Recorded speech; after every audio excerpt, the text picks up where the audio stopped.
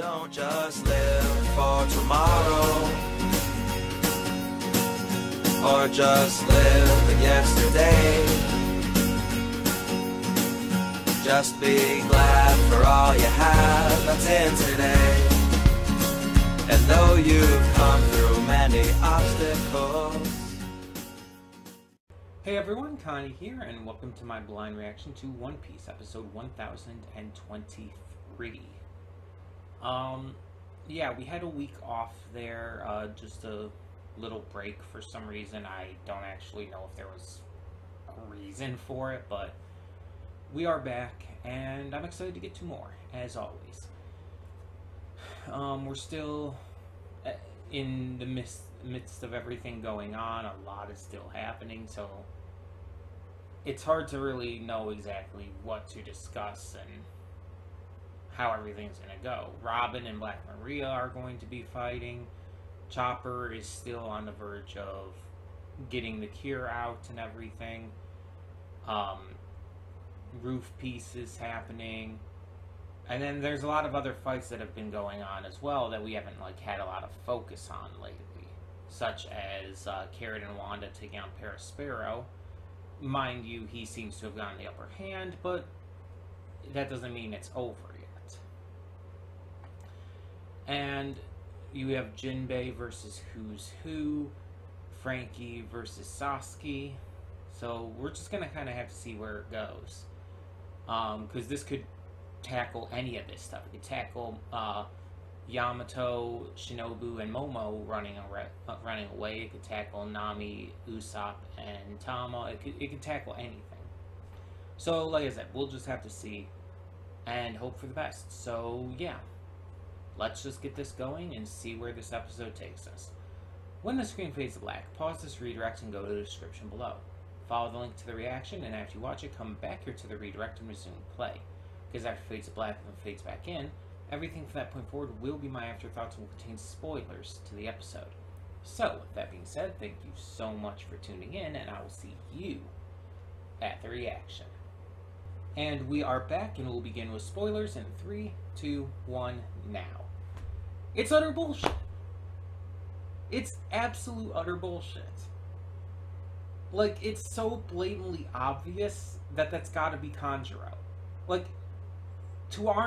the best of our knowledge, there's no one else on Onigashima that could do something like this. Kanjuro, we know, can do something like this. We know that he has the ability, that it's literally his devil fruit power to make drawings come to life, and we know that he was holding back on his drawings when he was pretending to be one of the Akazaya 9. So I had questioned before when they beat him. I had questioned how defeated he truly was. I was thinking it seemed too easy, and it seemed like he was definitely going to be back at some point. This has got to be that. Because again, we know Odin is dead. It's 100% that's not actually Odin. That's not even in a question. But the only thing you could question here is it actually Kanjuro? But again, it has to be. There's no one else to our knowledge on all of Onigashima that it could be. Because it's got to be convincing enough that all of the Akazaya 9 there are fooled into thinking it's him, especially Kinemon. And they very clearly are, as we're seeing. It has to be. I'm calling bullshit on this entire thing and saying, fuck Kanjuro. This is low. This is fucking low.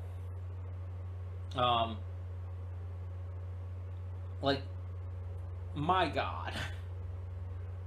This is the worst thing Kanjuro could have done here.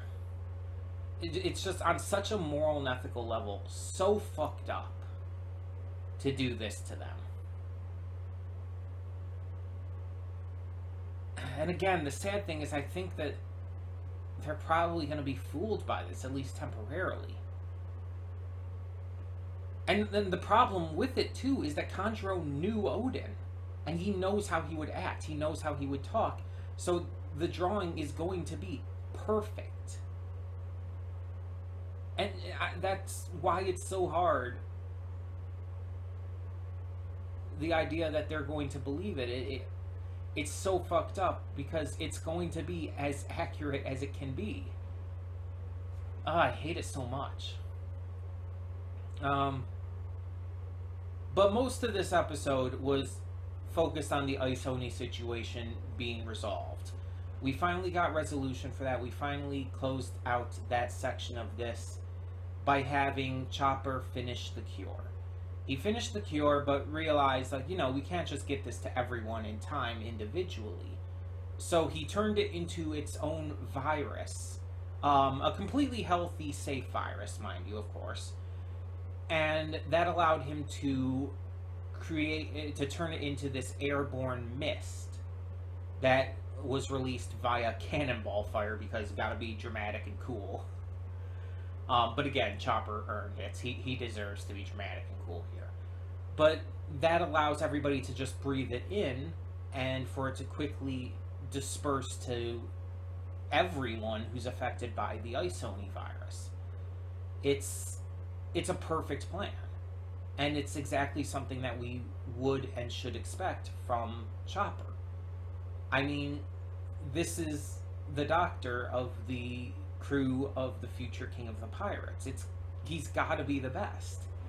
That's the point with all of the crew members. They've got to be the best in their respective fields. Nami is the best navigator. Zoro is the best swordsman. Sanji's the best chef, and so on and so forth. Robin's the best archaeologist. They have to be the best at what they do because they have to be able to properly serve with the best pirate, the king of the pirates. So in order to serve alongside Luffy,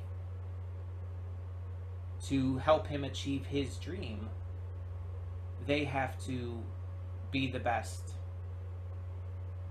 at their own dreams. And so we expect this kind of thing from Chopper. We expect him to just completely own this. And he does. He completely owns this. He absolutely is trustworthy in this regard. I knew instantly that he was going to solve this. I knew that Boss Hio wouldn't die. And same with Omasa as well. We knew that they would be cured in time.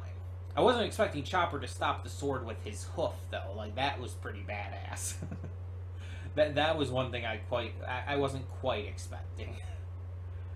But yeah, I really loved this episode. It was a really great episode to close out this section of the raid on Onigashima. Just finishing up, resolving the entire Ice Oni situation, and Chopper getting to even have a very satisfying monster point smack on Queen. It's fantastic. I love it. But going from there, we also see a tiny bit of roof piece still going on.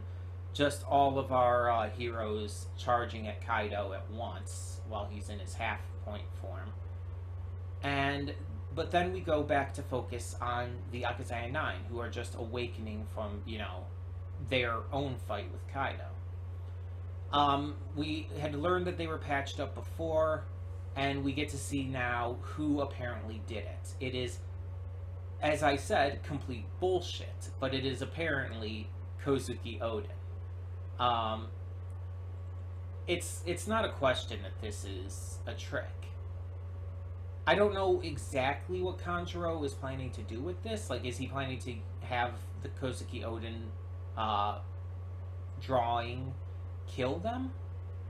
Or is he going to use it to lure them into a trap? That's the question at this point. What exactly is he going to have the drawing do? Because if this drawing is apparently the one that patched them up, that seems a little counterproductive. In fact, he could have just taken them out while they were still unconscious, right? there's got to be something more to this. Maybe he's being a bit of a drama queen himself, which would honestly fit, and wants to take them out in a very specific way, wants them to maybe suffer by tricking them with this Odin drawing first.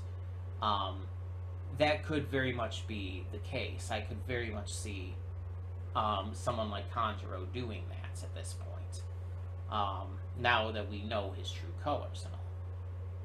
I don't know if that's the case, though. Like I said, I could see it being so, but we'll just have to wait and find out to know for sure. But yeah, I think this was a good episode to come back to after a week's break, showcasing, again, the resolution to a major plot point during this raid. And now we can move on to other stuff. Like, we'll still probably be fighting King and Queen and all. Marco will still be helping out and everything. But we can now move on to a few other things that we've been pushing away for the time being. We can go back to Jinbei and Who's Who. We can go back to Frankie and Sasuke. We can go back to all these other fights and events going on. Like, yeah, we're obviously going to now cover the Akazaya 9, dealing with this fake Odin, which is kind of coming in to replace, in a way, the Chopper Ice Oni situation storyline. But at the same time, this will still allow us to spread things out a little more, because that storyline's just getting started. I don't even know if we'll get right back into that next week. We might, like, take a break from that and have that, like, settle and get people to, you know, theorize and think about that. I think everyone, though, is going to be able to see through this bullshit. I don't think any like, reactors or just viewers in general are going to fall for this.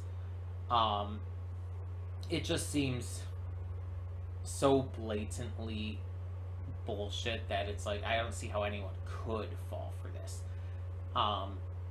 The Akazaya 9, I'll give them a pass just because it's like, it would again be such a perfect copy, and they idolized Odin so much that I could see them falling for it.